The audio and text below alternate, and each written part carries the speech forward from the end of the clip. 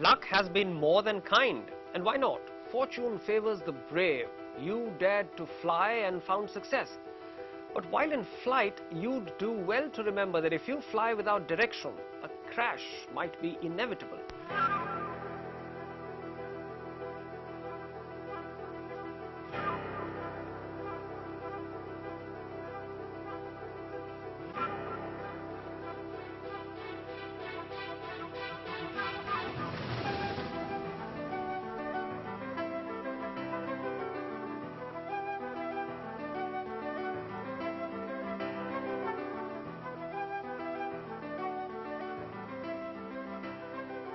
Hello and welcome to Lessons in Excellence. Big is beautiful, and in business it's all the more true. Expansion is the key to success. 1980, a year to remember for Electrolux. A year that made it the world's largest white goods manufacturer, with a portfolio of 35 product lines in 5 business areas. At the heart of its success was a business model driven by inorganic growth. It acquired over 200 businesses in 40 countries, including Electrohelios in Sweden, Arthur Martin in France, and Zanussi in Italy. Mergers and acquisitions were its critical path. Sumantra, as we've just seen in the Electrolux case study, what is the imperative for companies to grow through acquisitions? Is it an imperative? You know, where does the pressure come from?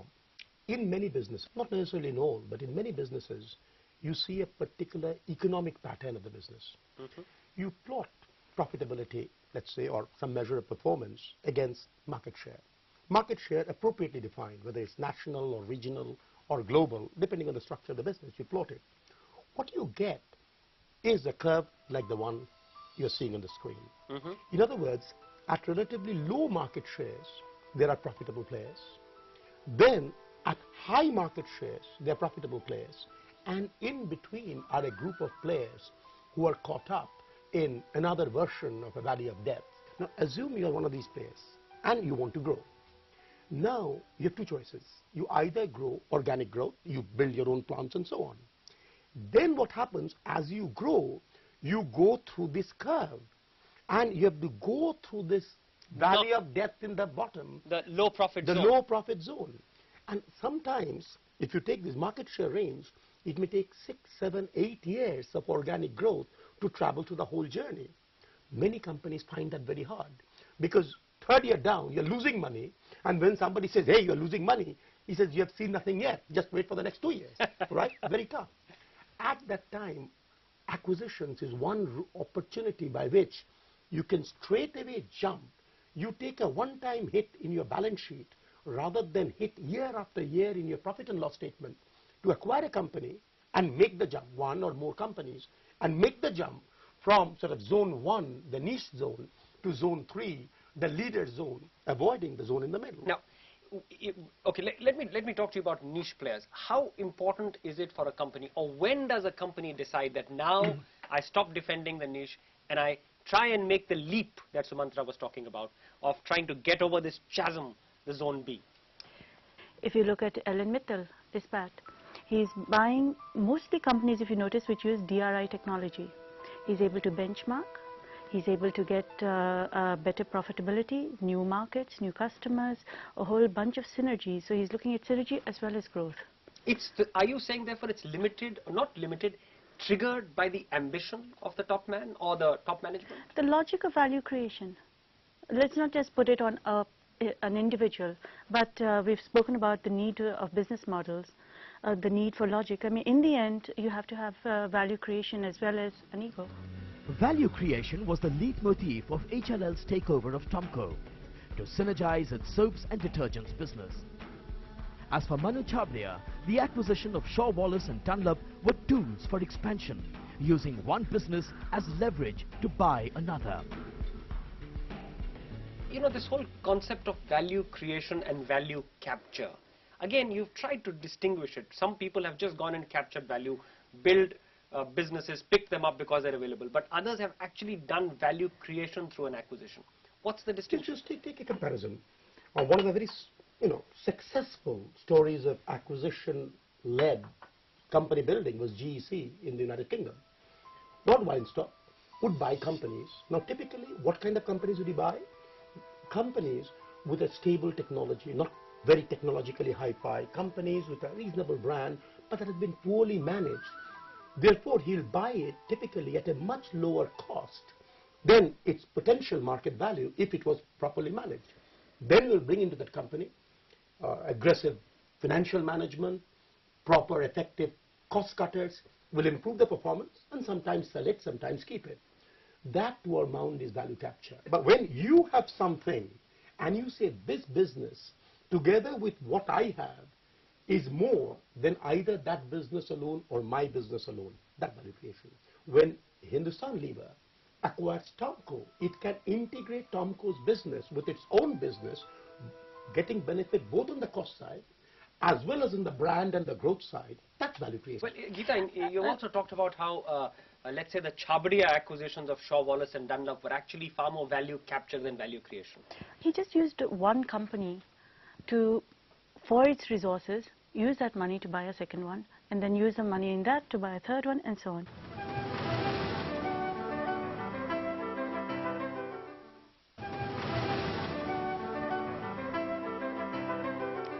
Welcome back. India's Nicholas Piramal understood that mergers and acquisitions was the only way if it was to become a company to reckon with in the highly competitive pharma business. Nicholas Piramal, one of India's leading pharmaceutical companies, a company that finds its elixir in acquisitions.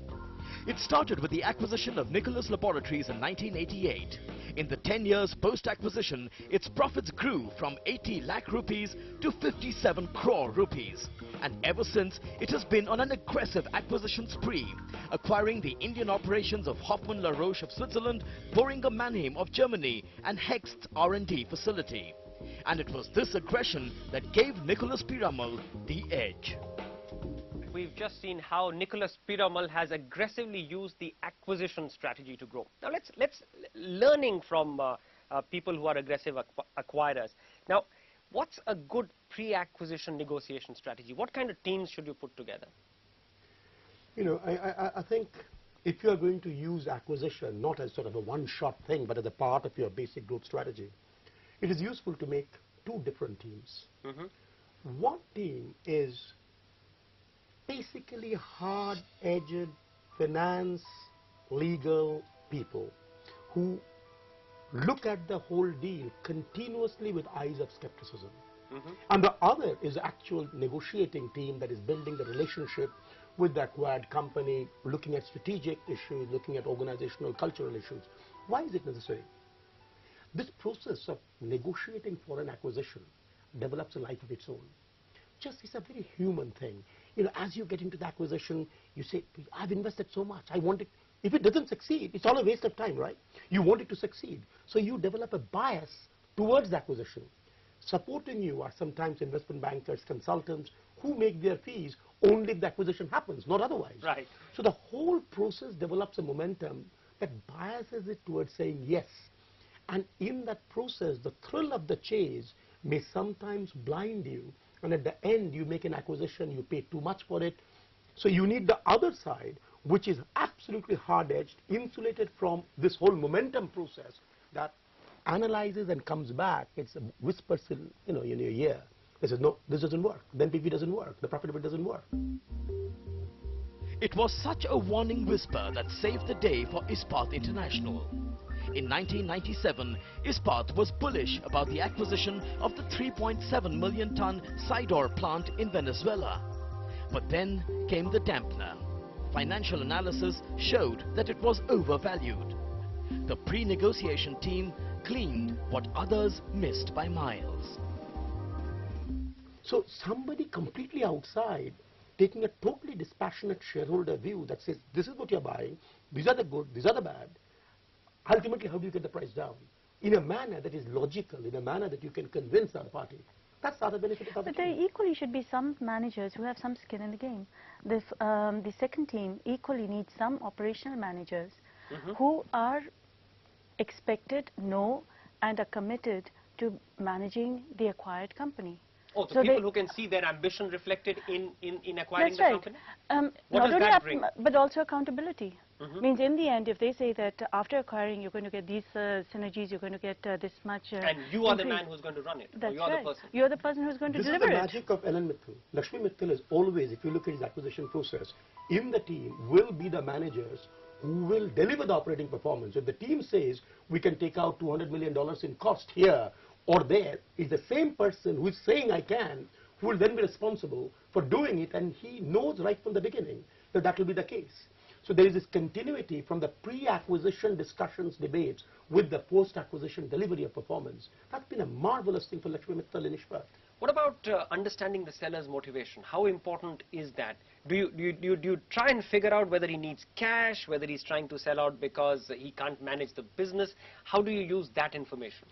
See, again, actually, if you think about these things, these are obvious things, right? You have a company, you want to sell. Now, right now, the reason you want to sell is because you're 65 years old, because none of your children want to do that business, you want the business to do well, you want to move out. Your primary logic is, I want my business to succeed. I want somebody who will take care of that business very well.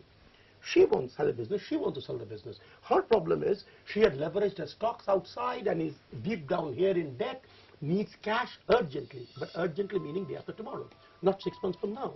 The same business in these two situations, the package I'll put together, what I will offer, how I will negotiate, clearly would be different. So if you think about it that way, it makes obvious sense why a really detailed market research. Now here it is simple, two individuals. A big company, Roche, trying to sell its Indian operation. Now it's more complicated. People inside may have different intentions. The production manager may want to sell India for one reason, the CEO may have other reasons. If you understand in detail the other side, what are their motivations, then your ability to meet their requirements at the minimum cost to you becomes much higher. It's just that. It's a basic negotiation strategy anywhere. You know, a lot of times in an acquisition, the person who's selling the business to you is actually giving you or telling you how the future potential of this partnership is great. How much weight do you give to that? Zero. Zero?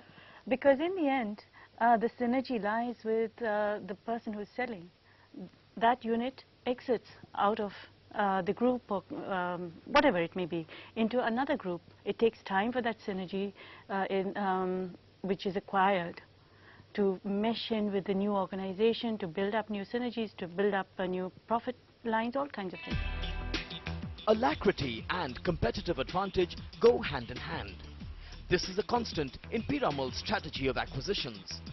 In each of his key acquisitions, Ajay Piramal was a lesser player, but he was able to preempt the competitor every time, simply because Ajay Piramal acted decisively and with lightning pace.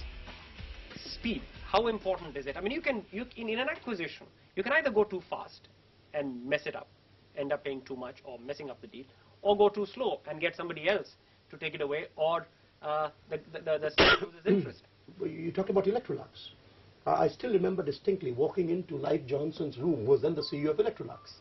And in one wall, he had whole shelves full of folders. What were these folders? Each of those folders was every company in the world that was in the white goods business. Electrolux have studied that company, understood its operations, understood the case for acquisition, what benefits we can get, how much price we can give, all of that. They're all done and kept. So that any one of the companies, if it comes tomorrow into play, you can't predict when it will come into play. If it comes into play, whereas any other competitor will then start from the scratch, what is this company, we've never even heard of it. Leif Johnson picks up the folder, it is there, all he needs to do is update it from the last updating. He instantly has an advantage in decision making.